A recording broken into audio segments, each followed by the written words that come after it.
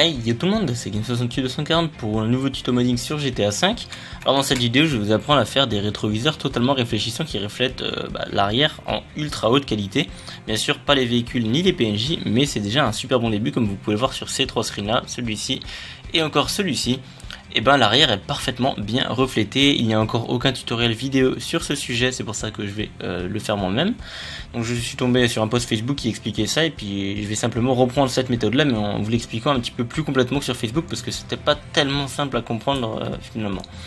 Alors moi je vais vous montrer l'exemple sur la Dodge Viper, donc c'était le tout premier véhicule que j'ai converti pour GTA V, donc bien sûr je l'ai patché depuis le temps, mais il reste quelques petits trucs à faire, dont les rétroviseurs. Comme vous le voyez, ils sont noirs et ils ne reflètent strictement rien du tout.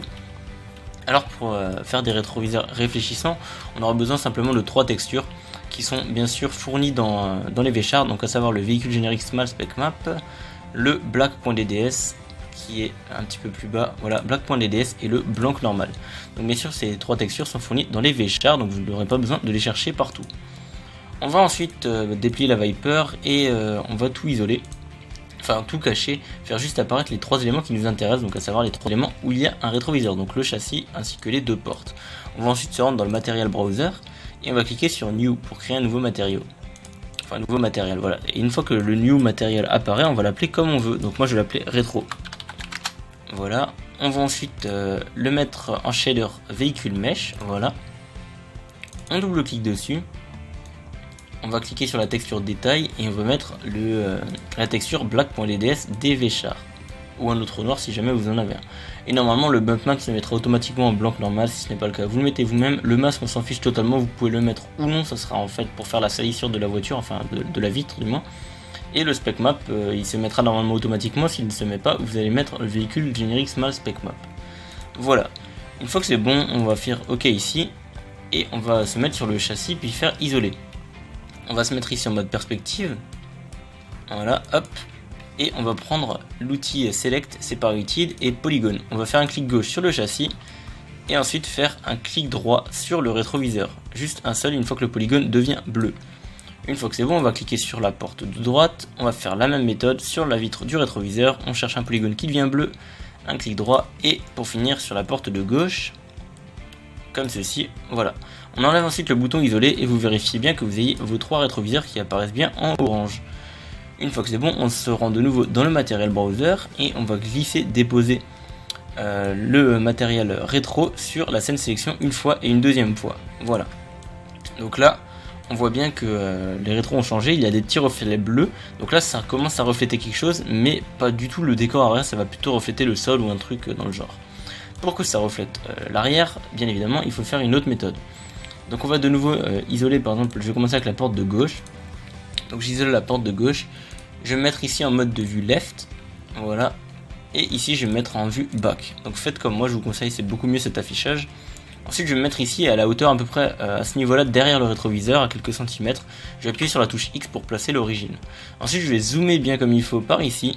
Et je vais prendre bien le centre. Si jamais vous n'avez pas les polygones qui se rejoignent pour former le centre, vous prenez à vue d'œil le centre.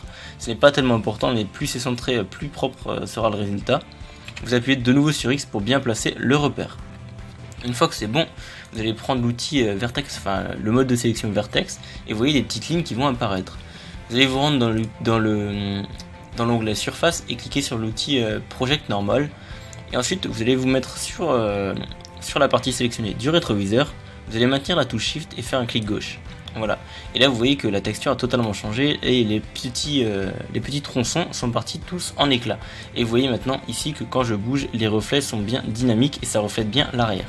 Donc bien sûr sur Z-Modeler vous aurez des petits carrés de ces couleurs là, ce qui veut dire qu'il manque la texture, donc bien sûr puisqu'il n'y a pas de reflet, enfin il n'y a rien à refléter. Et sur OpenIV vous aurez une texture noire, et bien sûr dans le jeu vous aurez votre rétroviseur totalement fonctionnel comme un vrai rétroviseur d'une vraie voiture. On va ensuite enchaîner avec l'autre partie, donc on se remet en mode objet, on reclique sur polygone, on reclique sur la porte, on se remet en mode vertex, via la vue back on va se déplacer en dézoomant puis en rezoomant. On va juste appuyer cette fois-ci sur X puisque le repère sera déjà placé ici, donc on va juste le mettre au centre, comme ceci. On appuie sur Shift, on fait un clic gauche, bam, ça change la texture, c'est nickel. Et ensuite on va faire le dernier rétroviseur qui est le centre du châssis, on se remet en mode objet, puis de nouveau en mode polygone, on reclique ici, on met le curseur au centre en appuyant sur X. Cette fois-ci on va un petit peu plus l'éloigner puisque le rétroviseur n'est pas au même niveau. On va appuyer sur l'outil Project Normal et on va appuyer sur la touche Shift. On va d'abord se mettre en mode vertex et ensuite appuyer sur la touche Shift. Voilà. Et une fois que c'est bon, on va pouvoir tout désélectionner, se remettre en mode objet, faire tout réapparaître et nos rétroviseurs seront fonctionnels. Et vous n'avez pas besoin d'importer de textures supplémentaires étant donné que les textures qu'on a utilisées sont déjà dans les V-chars. Donc voilà, c'est tout pour cette vidéo, j'espère que ce tutoriel vous aura plu, c'est un tutoriel exclusif puisqu'il n'y a encore aucune vidéo qui montre comment faire des rétroviseurs de cette qualité là sur GTA V. Si la vidéo vous a plu, du coup, n'hésitez pas à lâcher un petit pouce bleu en bas de la vidéo, à vous abonner à ma chaîne si ce n'est pas déjà fait. Et je vous invite également à me suivre sur les réseaux sociaux, j'ai recréé un Twitter, j'avais déjà un compte Facebook et maintenant j'ai un nouveau site internet qui est actuellement en cours de développement mais qui est bientôt disponible. Mais vous pouvez déjà aller voir si vous êtes curieux, le lien qui se trouvera dans la description. Donc voilà, je vous dis merci d'avoir regardé et on se retrouve plus tard pour de nouveaux tutoriels. Ciao.